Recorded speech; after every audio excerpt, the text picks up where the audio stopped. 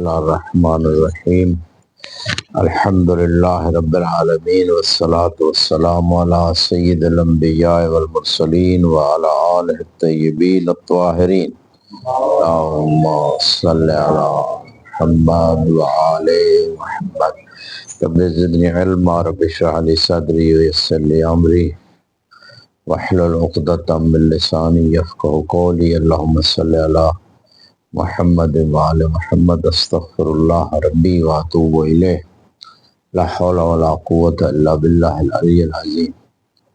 ہماری بات چل رہی تھی کہ حرف اور اسم میں کیا فرق ہے معنی کے اعتبار سے۔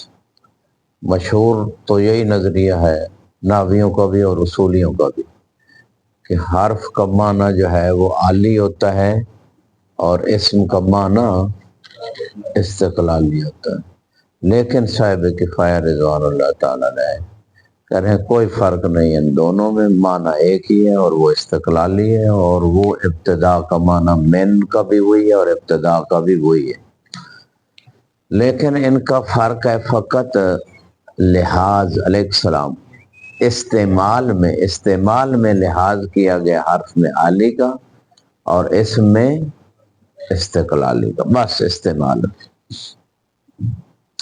لہذا یہ جو مشہور قول ہے کہ حروف میں وضع عام ہے اور موضوع لہو خاص ہے، ٹھیک ہے نا، حروف میں اسماء میں وضع عام موضوع عام ہے، لیکن حروف میں وضع عام موضوع لہو خاص۔ مصنف کہتے ہیں یہ قول صحیح نہیں ہے، سبحکم اللہ بالخیر۔ لماذا صحیح کیوں نہیں ہے؟ وہ کہتے ہیں جب دونوں کا معنی کلی ہے تو وضع بھی عام ہے اور موضوع لہو بھی عام ہے۔ ہاں، یعنی حروف میں بھی موضوع لہو کیا ہے؟ عام ہے، جیسے اسماء میں موضوع لہو عام ہے، اسی طرح حروف میں بھی موضوع لہو کیا ہے؟ عام ہے۔ یہ مصنف کا نظریہ ہے۔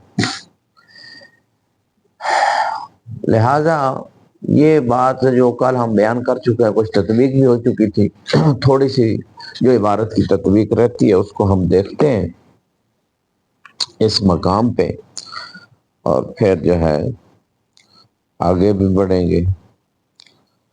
تو پہلے یہاں پہ وہ کہتے ہیں لم یلحظ فی الاستقلال بالمفہومیہ ولا عدم الاستقلال انما الفرق انما هو انه وضع لیستعمل۔ اور یہ ہو گیا تھا، یعنی انہوں نے جو حرف کی تعریف کی ہے، جو اسم کی تعریف کی ہے، یہ فقط الفاظ کا یعنی بدلاؤ ہے، لیکن مقصود وہی ہے۔ اسم اور حرف کی تعریف جو نحویوں نے کی ہے وہی مغزى ہے، وہی معنی بنتا ہے تعریف کا جو انہوں نے کی ہے۔ علیکم السلام ورحمۃ اللہ۔ وعلیہ یکون کل من الاستقلال بالمفہومیہ وعدم الاستقلال بالمفہومیہ۔ وہ کہتے ہیں یہ جو استقلال مفہوم میں ہونا اسم کا اور حرف کا مفہوم میں استقلال نہیں ہے، دوسرے میں جا کے وہ جو ہے وہ معنی دیتا ہے، غیر کا محتاج ہے معنی دینے میں، تو مستقل نہ ہوا۔ انما اعتبر فی جانب الاستعمال، کہ جانب استعمال میں استقلال و عدم، اسم جب استعمال ہوگا تو استقلال کا لحاظ کیا جائے گا، حرف جب استعمال ہوگا تو کس کا لحاظ کیا جائے گا؟ عدم استقلال کا۔ لا فی سبحکم اللہ بالخیر، لا فی المستعمل فی، یعنی مستعمل فی میں یہ فرق نہیں ہے۔ میں نے اعتراض کل یہ کیا تھا کہ استعمال جب ہوتا ہے تو وہی مستعمل فی ہوتا ہے، ایک بات، اور دوسری بات یہ ہے کہ اگر آپ استعمال میں لحاظ کر رہے ہیں اور موضوعہ میں لحاظ نہیں اس چیز کا استقلال و عدم استقلال کا کر رہے، تو نتیجہ یہ نکلے گا کہ جس معنی کے لیے وضع ہوا ہے اسم اور حرف وہ مستقل معنی ہے، وہ کلی معنی ہے، وہ ابتدا کا معنی ہے اس مثال میں، لیکن جس میں استعمال ہوا ہے وہ جزئی معنی ہے۔ تو استعمال وضع کلی کے لیے ہوا اور استعمال جزئی میں ہوا ہے، تو یہ استعمال فی غیر ما وضع ہو جائے گا اور یہ مجاز ہو جائے گا، حالانکہ ایسی بات نہیں۔ اچھا جی آگے دیکھیے، لیکن بینہما تفاوت بحسب المعنی، بلے وہ کہتے ہیں یہ استعمال میں جو لحاظ کا فرق ہے نا، کہ اسم میں کیا لحاظ کیا گیا ہے؟ استقلالیہ کا. حرف میں کیا لحاظ کیا گیا ہے؟ عالیہ کا یا غیر استقلالیہ. اس لحاظ کی وجہ سے دونوں میں فرق ہو گیا. اس لحاظ کی وجہ سے دونوں میں اسم اور فعل میں تفاوت ہو گیا, فرق ہو گیا. معنی میں بحسب المعنی تفاوت ہو گیا, بینما تفاوت بحسب المعنی. اس پہ میں نے یہ اعتراض کیا تھا کہ آپ کہہ رہے ہیں دونوں کا معنی ایک ہے اسم اور حرف کا, اور آپ کہہ رہے ہیں کہ ان دونوں کے معنوں میں فرق ہے. ٹھیک ہے نا؟ تو اپنی بات کو نقص کر رہے ہیں. ایک طرف کہہ رہے ہیں معنی ایک ہے, دوسری طرف کہہ رہے ہیں نہیں جی معنی میں تفاوت ہے. ٹھیک ہے نا؟ تو یہ بات ڈاکٹر اقبال کا مجھے شعر یاد آ گیا, تفاوت لفظ سے. یہاں جو تفاوت کا انہوں نے استعمال کیا کہ تفاوت ہے اسم اور معنی, حرف کے معنی میں تفاوت ہے. انہوں نے کہا الفاظ و معنی میں تفاوت نہیں, لیکن الفاظ و معنی میں تفاوت نہیں, لیکن ملا کی اذان اور مجاہد کی اذان, اور یعنی ملا بھی وہی اذان دیتا, الفاظ معنی وہی ہے, اور مجاہد بھی وہی رہتا ہے. تو کیا فرق ہے دونوں کی؟ بعض اوقات ملا مجاہد بھی ہوتا ہے, عموم خصوص من وجہ کی نسبت ہے نا, عالم بھی ہے اور مجاہد بھی ہے. جیسے ابھی بہت سارے علماء ماشاءاللہ وہ مجاہد ہیں. جہاد, اور جہاد فقط بالسیف نہیں ہے, جہاد میں لسان بھی ہے, جہاد تزکیہ نفس والا بھی ہے. تو عمومی لیکن بات یہی ہے کہ جو اکثر اذان دینے والے ہوتے ہیں فقط وہ بس اذان دے رہے ہوتے ہیں, اور جو جہاد یعنی وہ بیدار کر رہا ہوتا ہے, وہ اذان یعنی پکار رہا ہے کہ جو خدا کہہ رہے ہیں آؤ خدا کی اطاعت کی طرف. علی کل حال تو تفاوت مصنف کہہ رہے ہیں کہ تفاوت ہے اسم اور معنی, اسم اور حرف کے معنی میں تفاوت ہے, اور پیچھے کہہ رہے ہیں معنی ایک ہے. آگے دیکھیے گا, اب کہہ رہے ہیں فلفظ الابتداء لو استعمل فی المعنی العالی, یعنی ابتدا کو من کی جگہ رکھ دیں. سر تو من النجف الی کربلا, تو یہ جو ہے من کی جگہ وہ کہتے ہیں اگر ابتدا لفظ اسم کو رکھ دیں, واللفظ من فی المعنی الاستقلالی, یعنی ابتدا کی جگہ لفظ ابتدا کی جگہ کیا رکھ دیں؟ من کو رکھ دیں. لما کان مجازن, یہ مجاز نہیں تھا, حقیقی ہے, کیونکہ دونوں کا معنی ایک ہے. و استعمال لہو فی غیر ما وضع لہو, یعنی ابتدا اسم کی جگہ من رکھنا اور من کی جگہ کیا رکھنا؟ ابتدا. یہ مجازی استعمال نہیں ہے. اور استعمال فی غیر ما, مجازی کیا ہوتا ہے؟ استعمال فی غیر ما وضع لہو, تو یہ استعمال فی غیر ما وضع لہو نہیں ہے, مصرف کریں حقیقی استعمال ہے. پہلی تو بات یہ ہے, حقیقی مجازی کا استعمال کی بات تب آتی ہے جب استعمال صحیح ہو. جب استعمال صحیح ہوگا لغت کے اعتبار سے, پھر ہم کہیں گے کہ یہ استعمال حقیقی ہے, اس میں کوئی قرینہ نہیں ہے اسد کا استعمال میں, ہمارے مفترس میں. اور اسدن یرمی میں رہے تو اسدن یرمی میں قرینہ ہے, تو یہ استعمال مجازی. استعمال تو صحیح ہونا چاہیے نا. مین کی جگہ ابتدا کا لفظ لانا اور ابتدا کی جگہ مین لانا استعمال ہی غلط ہے. کوئی اہل لغت کی پوری کتابیں اٹھا کے دیکھ لیں, کہیں بھی کسی نے استعمال نہیں کیا اور اس کو صحیح نہیں سمجھتے. استعمال ذوق عربی کے خلاف ہے, ذوق لغت عربی کے خلاف, غلط کہیں گے. ٹھیک ہے نا, استعمال ہی غلط ہے. یہ آپ تب کہہ سکتے ہیں, یہ جو انہوں نے نظریہ دیا ہے کہ یہ استعمال نہ حقیقی ہوگا نہ مجازی ہوگا. حقیقی اس لیے نہیں کہ واضح نے اجازت نہیں دی کہ یہ اس کو کریں من کی جگہ اور ابتدا, اور ابتدا کی جگہ من, اور مجازی ایسے نہیں ہوگا کہ یہ دونوں کا معنی تو ایک ہی ہے, حقیقی ہے, مجازی نہیں ہو رہا. تو نہ یہ استعمال حقیقی ہے نہ مجازی ہے. میں یہ کہہ رہا ہوں کہ استعمال اصلا آپ کہہ رہے ہیں استعمال کر سکتے ہیں, میں کہتا ہوں استعمال ہی نہیں کر سکتے. لغت عربی کا ذوق ہے, قواعد لغت عربیہ کے خلاف ہے, یہ استعمال ہی نہیں کر سکتے.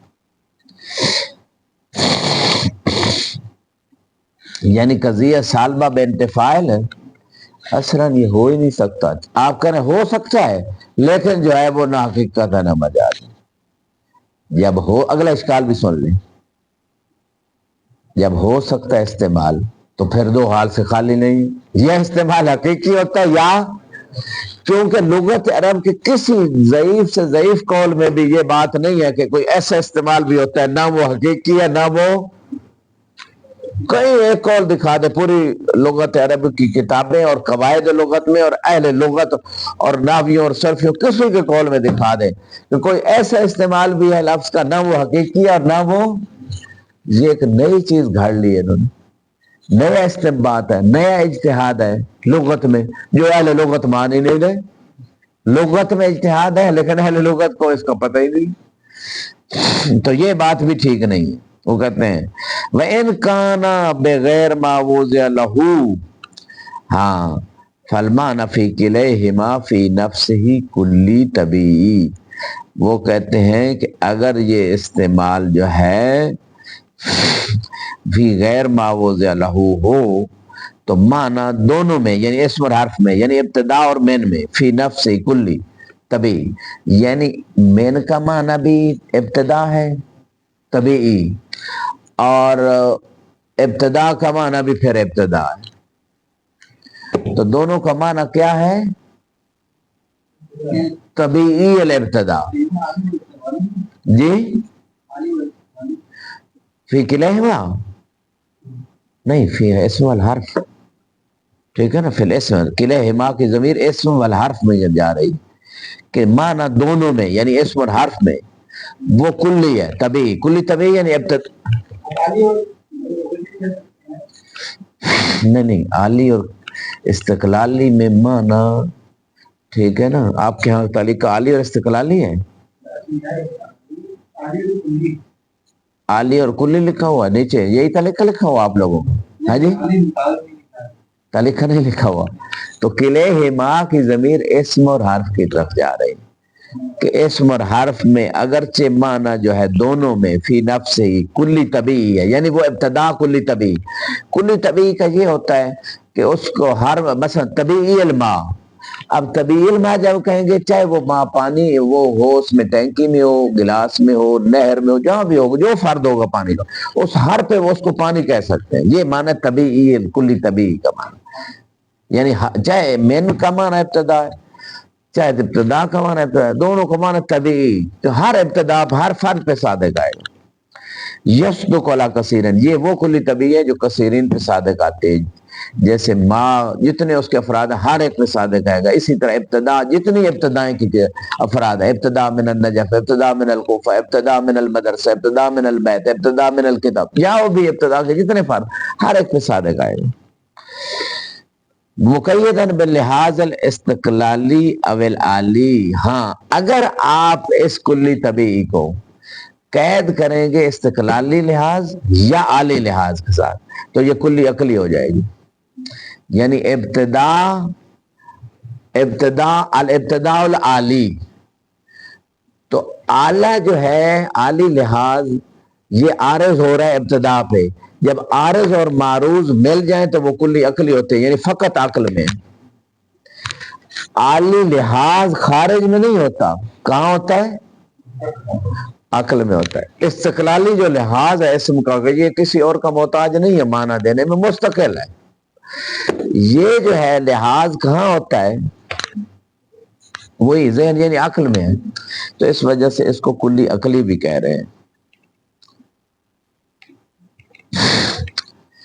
اچھا یہاں ایک ملاحظہ ہے تھوڑا مزید وضاحت کے لیے، وہ یہ ہے جب آپ کہتے ہیں سرت من النجف، ٹھیک ہے، ذہن میں آپ کے ہے کہ من دوسروں کے ساتھ مل کے اپنا معنی ابتدا کا دے رہے ہیں، اگر سرت و نجف نہ ہوتا مجھے نہ پتہ چلتا کہ یہاں مین کا معنی کیا ہے، ممکن ہے تبعیض کا معنی آ جائے، ٹھیک ہے نا، قال الذی عنده علم من الکتاب، وہاں کیا معنی ہے؟ جس کے پاس کتاب کا بعض علم، یعنی تبعیض بعض، ٹھیک ہے نا علم، تو وہاں مین دوسروں کے ساتھ ملا ہے تو ہمیں مین کا معنی پتہ چلا ہے، اسی طرح یہاں مین سرت و من النجف جو ہے نا سرت و نجف ملا ہے تو پتہ چلا ہے، لحاظ عالی ہے۔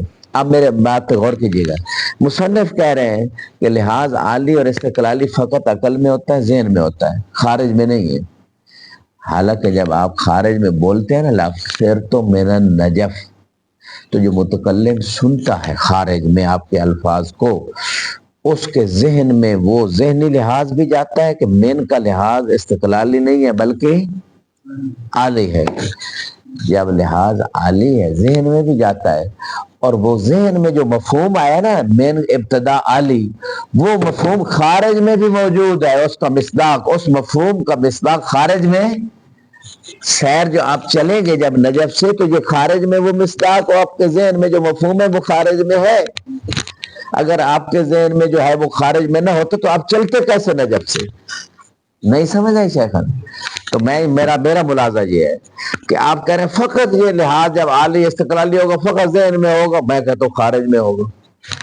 خارج میں ہوگا یعنی ذہن میں پہلے آئے گا، پھر آپ اس کو خارج میں تطبیق کریں گے. اس سیر کی جو آپ کے ذہن میں مفہوم ہے نجف سے ابتدا، وہ خارج میں آپ تطبیق کریں گے. خارج میں بھی یہ چیز اس کا مفہوم کا مصداق ہوگا، فقط عقل میں نہیں. آپ پریشان زیادہ تو نہیں ہو گئے؟ آپ اس پھر خوش رہیں، آباد رہیں، شاد رہیں. وَإِنْ كَانَ بے ملاحظہ، ہاں وہ کہتے ہیں ملاحظہ ان لحاظ المعنى الکلی وجودہ ذہنا کانا جزئیا ذہنیا. ہاں ایک اور بات کر رہے ہیں، غور کیجئے گا. وہ کہتے ہیں اگرچہ من اور ابتدا کا معنی کلی ہے، من اور ابتدا دونوں کا معنی کیا ہے؟ کلی. اور کلی الابتدا اس کے بہت سارے مصادیق کے بہت سارے افراد ہیں، لیکن ذہن میں جب آپ اس کا غور، میری بات پہ غور کریں، ادھر بات نہیں سمجھ آئے گی میری بات پہ. جب اب وہ ابتدا جو چاہے اسم کا معنی ہے چاہے حرف کا معنی کلی، جب اس کو قید کریں گے نا لحاظ عالی کے ساتھ، ابتدا لحاظ عالی یا ابتدا بقید لحاظ الاستقلالی جب قید کریں گے تو وہ معنی جزئی ہو جائے گا. مثال ایک دیتا ہوں، انسان کا معنی کیا ہے؟ ہاں جی معنی ہے کیا؟ وہ حیوانات ہے، یہ کلی ہے. اب زید انسان کا فرد ہے یا نہیں؟ لیکن زید میں کیا ہے؟ زید میں حیوان ناطق ہے، وہی معنی کلی. زائدن تشخص زید، وہ قید کر رہی کہ ابن فلاں ہے، طالب علم ہے، مرد ہے، جو بھی اس کے تشخصات ہیں. یہ جو ساتھ اس زید کے معنی کلی کے ساتھ تشخصات، یہ وہی کلی جزئی بن گئی. یعنی جب قید آتی ہے نا کلی کے اوپر تو وہ جزئی بن جائے. بے بارہ واضح یہ کہہ رہے ہیں کہ جب تک کوئی چیز مشخص نہیں ہوتی، ما لم یتشخص لا یوجد، یہ ان کا قاعدہ ہے کہ شے جب تک مشخص نہیں وہ اس کو وجود ہی نہیں. ذہن میں متشخص ہوگی تو ذہنی وجود ہوگا، خارج میں متشخص ہوگی تو اس کو خارج میں وجود ہوگا. تشخص کا معنی ہے کہ یہ چیز اور ہے، مثلا اس دیوار اس کا تشخص ہے، اس سرانے سے، سرانے کا تشخص ہے آپ سے. تو ہر ایک چیز مشخص معین ہے نا، علیحدہ، ایک ہی تو سب نہیں ہے. جب مشخص ہے تو کوئی چیز تو ایک دوسرے سے ان کو جدا کر رہی ہے. تو جو قید آتی ہے نا یہاں پہ ذہن میں تشخص لحاظ عالی والی قید، یہ حرف کے معنی کو جزئی ذہنی بنا دیتی.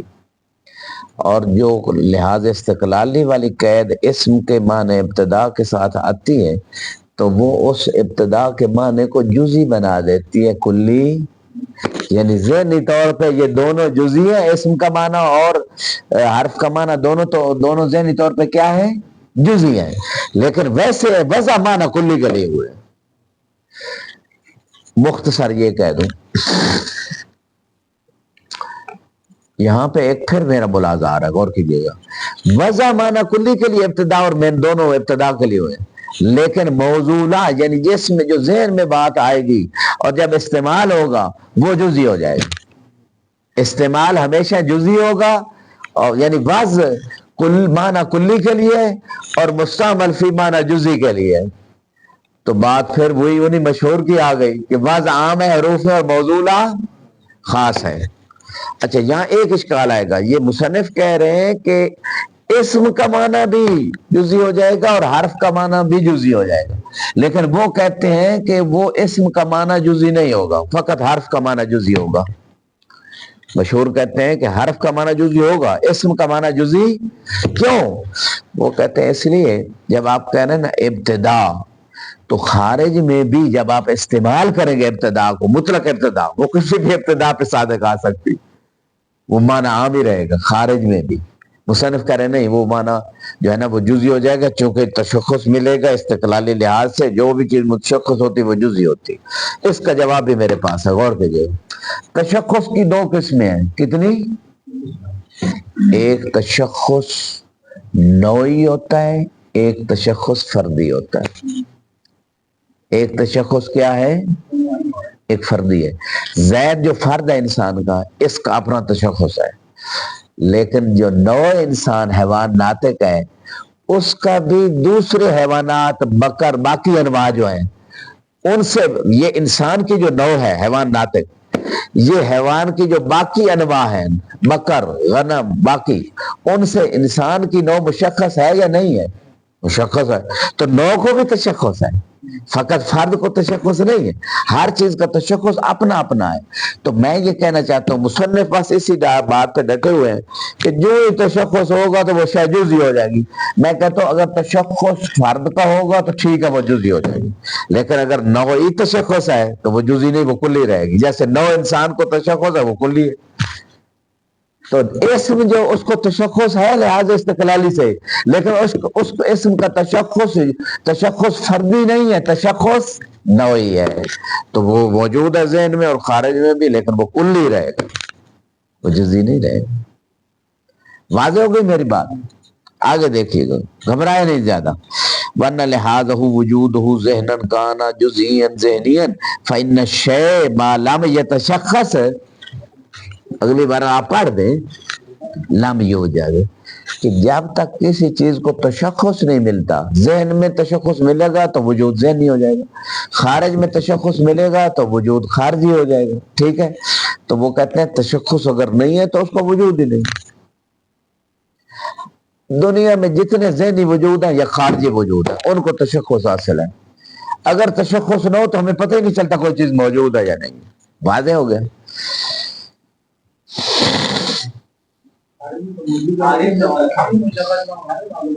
ہاں جی، وہی خارج میں وجود ہوا ہے، وہ تشخص ہوا ہے تو وجود ہوا ہے۔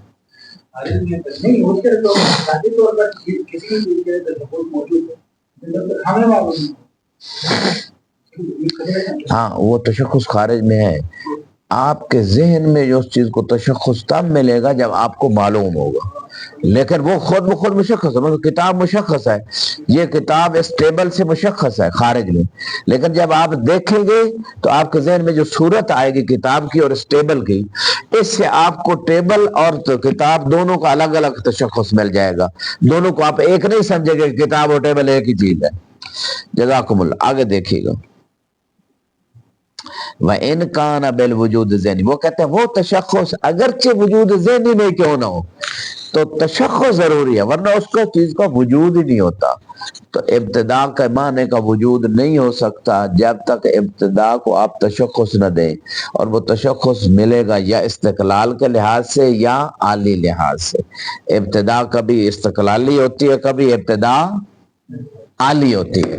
تو جب یہ تشخص ملے گا تو پھر ذہن میں آپ کے وہ ابتدا کا معنی آئے گا، ورنہ ابتدا کا معنی نہیں آئے گا، یہ کہنا چاہتے ہیں۔ فَفَهْمْ، آپ اس کو سمجھ لیں، تَأَمَّلْ فِيمَا وَقَعَ فِي الْمَقَامِ مِنَ الْآلَامِ مِنَ الْخَلْطِ وَالِاشْتِبَاهِ۔ مصنف کہنا چاہتے ہیں کہ آپ اس کو سمجھیں، اس میں تأمل کریں، کیونکہ اس میں بڑے بڑے علماء جو ہیں اس مقام پہ خلط اور اشتباہ میں واقع ہو گئے۔ میں احترام صاحب کفایہ کے ساتھ ایک جملہ کہہ رہا ہوں، آلام اشتباہ اور خلط میں واقع نہیں ہوئے، آپ مع احترام آپ خلط اور اشتباہ میں واقع ہو گئے۔ آپ جو ہے ایک ایسی چیز نئی لے کے آئے ہیں اور اس میں اپنا نقض خود کر رہے ہیں۔ آپ ایک طرف کہہ رہے ہیں کہ حرف کا معنی جو ہے وہ اور اسم کے معنی میں فرق نہیں ہے، ایک ہی ہے، کلی ہے، اور دوسری طرف آپ تشخص دے کے ان کو جزئی بھی بنا رہے ہیں، ٹھیک ہے، اور دوسری طرف آپ کہہ رہے ہیں لحاظ کے اعتبار سے دونوں کے معنی میں تفاوت بھی ہے۔ تو یہ بہت سارے تفاوتات اور تناقضات موجود ہیں کلام شیخ میں، اور یہ اس کلام پہ کوئی شاہد نہیں لائے، اہل لغت کی کوئی دلیل نہیں لائے، اہل لغت کے کسی قول کی کوئی تائید لے آتے کہ فلاں کا قول بھی یہ ہے، اہل لغت میں سے، ناویوں میں سے، صرفیوں میں سے، بلاغیوں میں سے کوئی تو ہوتا کہ وہ بھی یہ کہہ رہا ہے، فقط میں نہیں کہہ رہا ہوں، اور اس کی دلیل یہ ہے، میری بھی یہ ہے، کوئی دلیل نہیں، فقط دعویٰ ہے۔ اور یہ جو تحلیل عقلی کر رہے ہیں نا، یہ لغت میں تحلیل عقلی یعنی لغت میں عقل کے ذریعے ادراک ہوتی ہے، لیکن لغت کو عقلی قواعد و قوانین کے تحت سمجھنا یہ خروجاً محل الباس ہے۔ کیا ہے خروجاً؟ یعنی بات ہے لغوی، تو لغوی قوانین کے تحت سمجھے، آپ اس کو عقلی قوانین پہ پرکھ رہے ہیں کہ جزئی، کلی، تشخص، وجود، یہ سارے عقلی قاعدے ہیں۔ اگر کوئی عقلی بات ہو، عقلی قاعدہ ہو، عقلی قانون ہو، آپ اس کو عقلی اصطلاحات اور عقلی قواعد کے تحت لے کے آئیں۔ لیکن بات ہے لغوی، آپ اہل لغت کے دیکھیں کہ وہ کیسے استعمال ان کا کیسا ہے، استعمال وہ کیا سمجھتے ہیں اس سے۔ آگے دیکھیے گا وَالتَّوَاهُمْ كَوْنُ الْمَوْضُولَ او المستعمل فیہ فی الحروف خاصاً۔ ہاں مصنف کہتے ہیں کہ جناب حروف میں موضوعہ اور مستعمل جو ہے فی دونوں خاص ہیں۔ حروف میں وضع بھی خاص ہے اور موضوعہ بھی موضوعہ بھی خاص ہے اور مستعمل فی بھی خاص ہے۔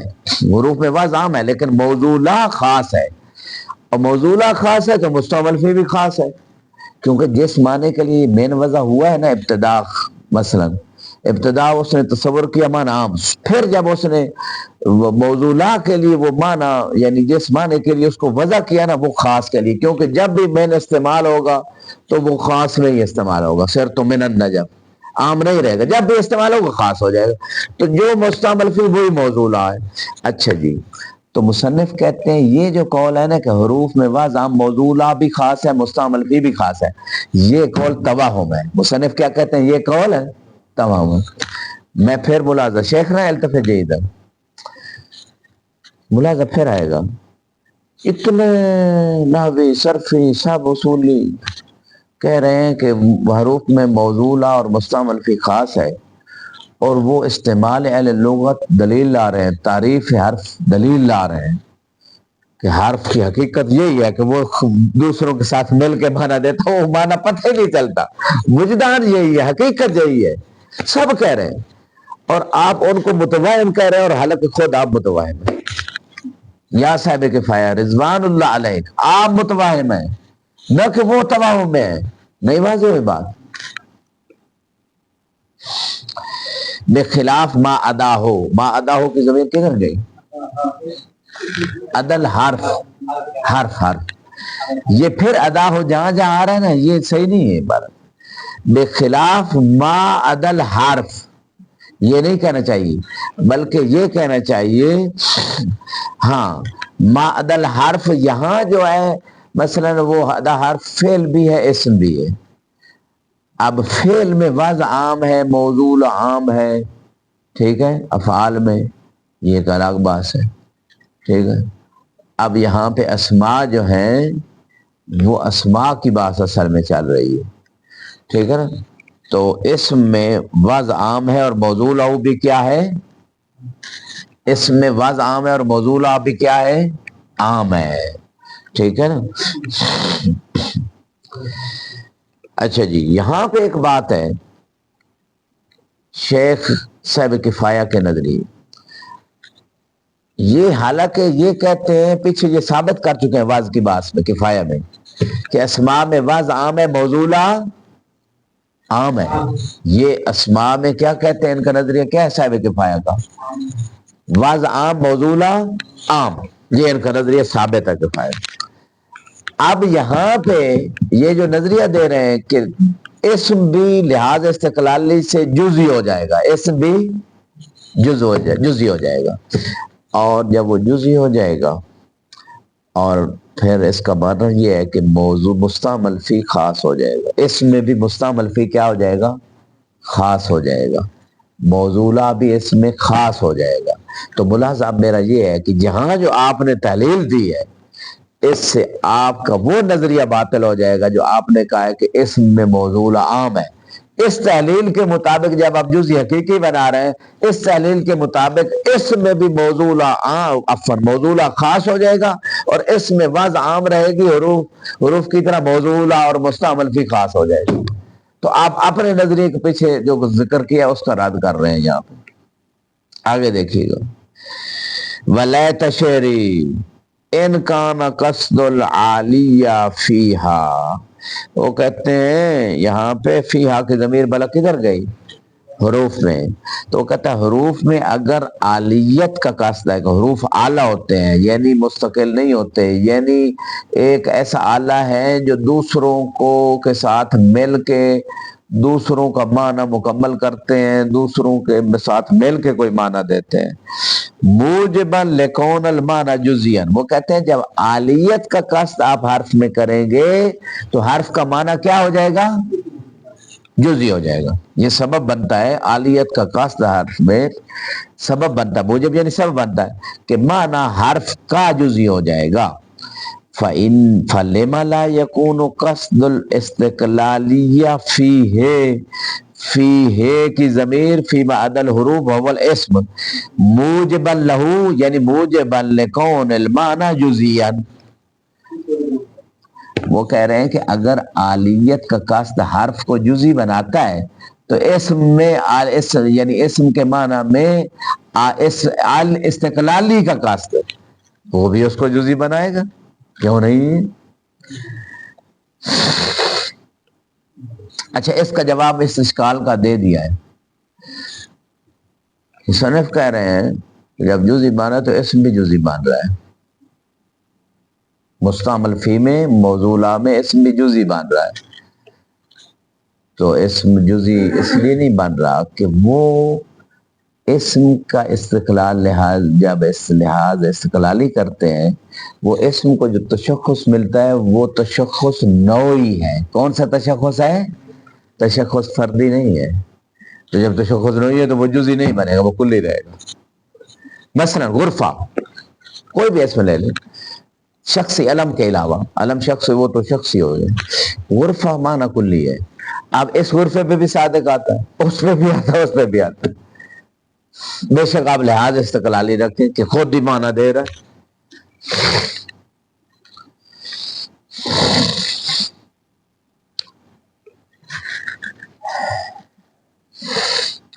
ایک اور جواب بھی ہے، غور کیجئے گا شیخنا، غور کیجئے گا. استقلال والی جو قید ہے نا اس میں، وہ قید احترازی نہیں ہے یا قید تعلیلی نہیں ہے، قید توضیحی ہے. اسم خود بخود مانا. غرفہ کہا ہمیں کسی اور نہ مین کی ضرورت ہے، نہ سیرتوں کی ضرورت ہے، نہ کسی معنی ہمیں سمجھ آ گیا غرفے کا یا حجرے کا. تو وہ استقلال والی جو قید ہے وہ توضیح کر رہی ہے کہ یہ خود ہی معنی دے رہا ہے، کسی اور کا محتاج نہیں ہے.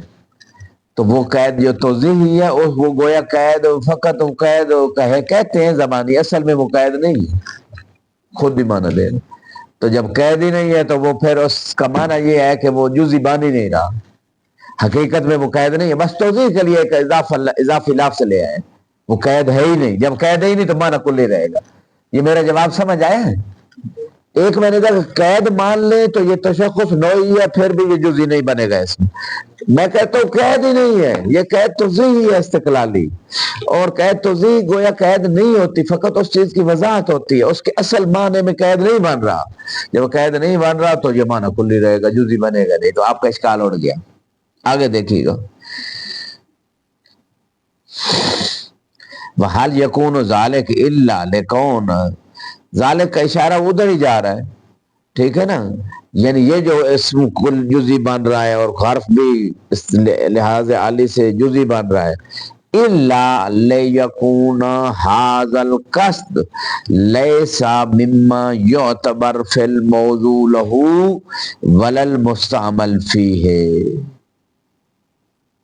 وہ کہتے ہیں کہ ہم دونوں کا معنی کلی رکھنا چاہتے ہیں. مین کا معنی بھی ابتدا کلی اور ابتدا کا معنی بھی کلی، جزئی نہیں رکھنا چاہتے. وہ کہتے ہیں اس وجہ سے یہ کلی معنی دیں گے کہ استقلالیہ اور عالیہ یہ دونوں موضوعہ اور مستعمل فی میں معتبر نہیں ہے. یعنی آپ کا نظریہ، غور کیجیے گا، اگر آپ لحاظ استقلالی رکھتے ہیں اس میں تو وہ جزئی مان جائے گا، حالانکہ آپ جزئی نہیں مانتے۔ جزئی کیوں نہیں مانتے؟ میری بات سنیں، جزئی کیوں نہیں مانتے؟ جزئی اس لیے نہیں مانتے کہ وہ یعنی لحاظ استقلالی موضوعہ اور مستعمل فی میں وہ لحاظ قید نہیں مان رہا، وہ لحاظ قید نہیں مان رہا۔ جب لحاظ قید نہیں مان رہا تو جیسے اسم میں آپ کہتے ہیں نہیں مان رہا استقلالی لحاظ قید موضوعہ کی یا مستعمل بھی، اسی طرح وہ حرف میں بھی عالی لحاظ قید نہیں مان رہا۔ اور یہ بات صحیح نہیں۔ کیوں نہیں صحیح؟ کیونکہ جب آپ استعمال کریں گے نا سر تو من النجف، تو آپ نے من کا لحاظ عالی کیا یا نہیں کیا؟ اگر آپ عالی لحاظ نہ کریں تو سر تو اور نجف آپ نہ مانے نہیں دیں گے، بس سر تو نجف، کیا سر تو نجف نہیں، سر تو من النجف۔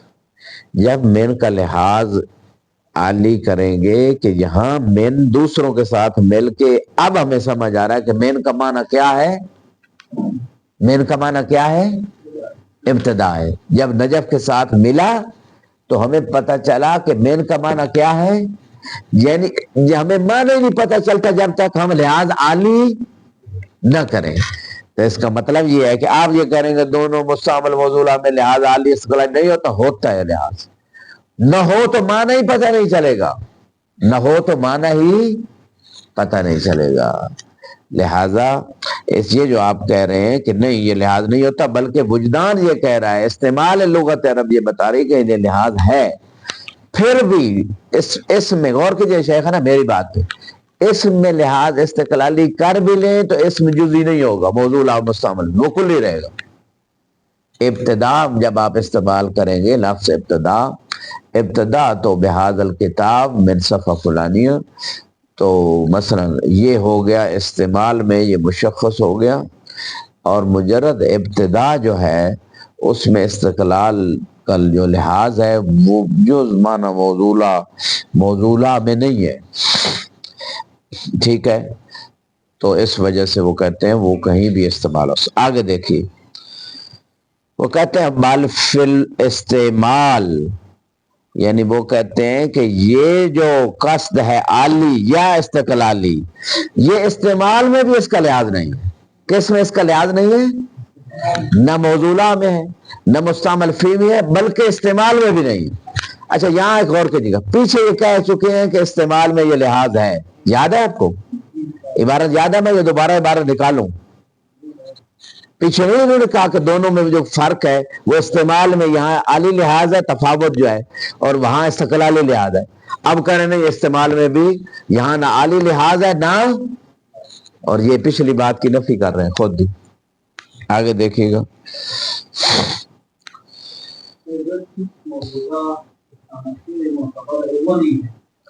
وہ کہہ رہے ہیں نا، دیکھیں نا پیچھے کہہ رہے ہیں لکون هذا القصد ليس مما يعتبر في الموضوع ولا مستعمل، قصد العالی والاستقلالی موضوعہ اور مستعمل فی میں معتبر نہیں ہے، بلکہ کہتے ہیں وہ استعمال میں بھی معتبر عالی اور استقلالی نہیں ہے، اور حالانکہ پیچھے کہہ رہے ہیں کہ استعمال میں ہے یہ لحاظ۔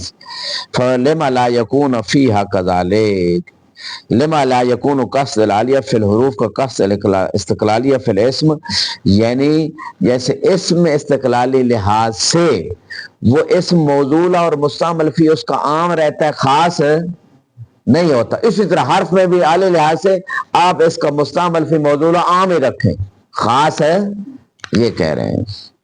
وَإِلَّا لَازِمَ أَن يَكُونَ مَعَانِيَ الْمُتَعَلَّقَاتِ غیر منطبقہ علی الجزئیات الخارجیہ، وہ کہتے ہیں اگر آپ لحاظ عالی یا استقلالی رکھتے ہیں تو اس معنی کا جو متعلق ہے من کا جو ہے نا، مثلا سرت من النجف، تو یہ من جار مجرور کس کے متعلق ہو رہا ہے؟ من النجف کس کے متعلق ہو رہا ہے؟ سرتوں کے، ٹھیک ہے؟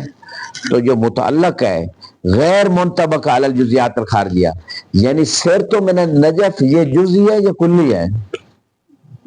جزئی ہے، خاص سیر ہے نا، نجف سے ہے نا، کوفے سے تو نہیں ہے، تو یہ جزئی سیر ہے، تو یہ جزئی خارجی ہے۔ وہ کہتے ہیں اگر آپ یہ لحاظ عالی یا استقلالی لیں گے، ٹھیک ہے، اس کو تو یہ جزئی خارجی پہ منطبق نہیں ہوگا، جزئی خارجی پہ منطبق، حالانکہ ایسی بات نہیں۔ آپ لحاظ عالی لے لیں من کا ذہن میں بھی، خارج میں بھی، اس سے وہی جو ذہن میں ہے وہی خارج میں، یہ تو بلکہ بالکل یعنی واقع کے مطابق ہے کہ ذہن میں بھی عالی ہے اور خارج میں بھی عالی ہے، یعنی اس کا موضوع یعنی جو معنی آپ کے ذہن میں ہے وہ بھی جزئی ہے اور خارج میں بھی جزئی ہے، حرف کا من کا خاص سر تو من النجف میں، تو یہ تو موضوع اور مستعمل فی ہے کہ یہ استعمال صحیح ہے، حقیقی ہے۔ لیکن اگر آپ کہیں ذہن میں معنی کلی ہے، میری طرف غور کیجیے کہ صرف میں ہی اونچا نہ بولتا رہا ہوں، آپ بھی تھوڑا مجھے بتا چلیں نا بھائی، آپ جاگ رہے ہیں، ٹھیک ہے نا؟ تو یہ جو ہے ذہن میں مصنف کہہ رہے ہیں معنی حرف کا کلی ہے اور خارج میں جزئی ہے، تو یہ استعمال فی غیر ما وضع له ہو جائے گا۔ حالانکہ ہونا یہی چاہیے کہ ذہن میں بھی جزئی ہے اور خارج میں بھی جزئی ہے، آپ کہہ رہے ہیں ذہن میں کلی ہے خارج میں جزئی ہے، تو یہ تو مجازی استعمال ہو جائے گا۔ آگے دیکھیے گا، لکونہا کی ضمیر کدھر گئی؟ معنی المتعلقات الہذا کلیات عقلیہ، وہ کہتے ہیں متعلق جو ہے یہ حرف کا جو متعلق ہوگا وہ کلی عقلی ہے اس بنیاد پہ، ٹھیک ہے نا؟ وہ کلی عقلی ایسے ہے کہ مثلا سرت من النجف میں اس میں ابتدا جو خاص ہے، ابتدا جو ہے حرف کا معنی وہ عارض ہے اس سیر پہ، میری سیر پہ، تو یہ کلی عقلی ہو جائے گا۔ بل کلی عقلی لا موطن لہ الا الذہن، وہ کہتے ہیں کلی عقلی فقط ذہن میں ہوتی ہے۔ فالسیر والبصرہ والکوفہ فی سرت من البصرہ الی الکوفہ، وہ کہتے ہیں اس میں سیر بھی سرت اس مثال میں اور بصرہ بھی اور کوفہ بھی، لا یکاد یصدق علی السیر والبصرہ والکوفہ، تو پھر یہ یعنی صادق نہیں آئے گا اس مثال میں سیر پہ سیر کا لفظ، بصرہ کا بصرے کے معنی پہ، کوفہ کا کوفے کے معنی پہ، لتقید حال لتقید سیر والبصرہ والکوفہ، ان تینوں کا تقید بما اعتبر فیہ القصد، یعنی اس میں قصد عالیہ اگر لحاظ آپ کریں گے یا قصد استقلالیہ کریں گے تو وہ کلی عقلی ہو جائے گی، اور کلی عقلی جو ہے وہ فقط عقل میں ہوتی ہے، خارج میں نہیں ہوتی، تو لہذا یہ جو سرتو من البصرہ الی الکوفہ یہ کلی عقلی رہے گی فقط عقل میں، خارج میں اس کا کوئی وجود نہیں ہوگا، حالانکہ خارج میں بھی وہ سیر موجود ہے کوفہ بصرہ سے کوفہ کی طرف۔ ہاں جی، ہاں لتقید حال لتقید یہی تینوں چیزیں سیر بصرہ، ٹھیک ہے، بما اعتبر فی القصد، یعنی قصد العالیہ کا اعتبار کیا گیا ہے، فتصیر عقلیہ، تو یہ تینوں چیزیں عقلی ہو جائیں گی، حالانکہ یہ خارج میں بھی موجود ہیں، سیر تو من البصرہ الکوفہ خارج میں موجود ہے جی۔ اچھا جی، بڑی جلدی سے ختم کر رہا ہوں کیونکہ یہ مطلب آج ختم ہو جائے، کہ نہ ختم کریں کل کریں۔ فیستحیل انطباق والا امور خارجہ، جب کلی عقلی ہو جائے گی تو امور خارجہ پہ وہ منطبق نہیں ہوگی، ٹھیک ہے؟